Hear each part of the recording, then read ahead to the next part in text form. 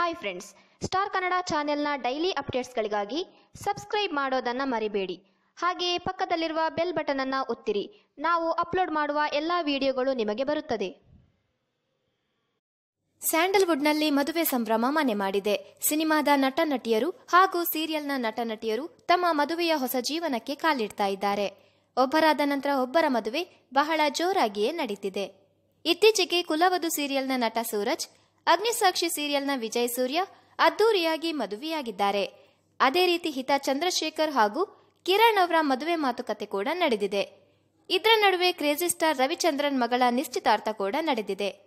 ಹಾಗೆಯೇ ಕಿಚ್ಚ ಸುದೀಪ್ ಅವರ ಆಪ್ತ ಗೆಳೆಯ ರಾಜೀವ್ ಹೊಸ ಜೀವನಕ್ಕೆ ಕಾಲಿಟ್ಟಿದ್ದಾರೆ.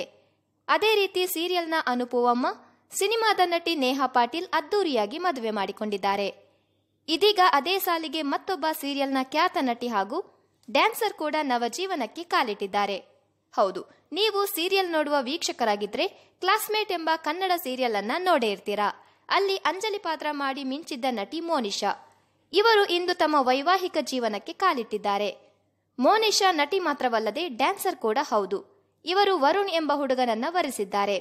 ವರುಣ್ ಕೂಡ ಒಬ್ಬ ಅದ್ಭುತ ಡ್ಯಾನ್ಸರ್. ಈ ಜೋಡಿ ಹಿರಿಯರ ಸಮ್ಮುಖದಲ್ಲಿ ಮದುವೆ ಮಾಡಿಕೊಂಡಿದೆ.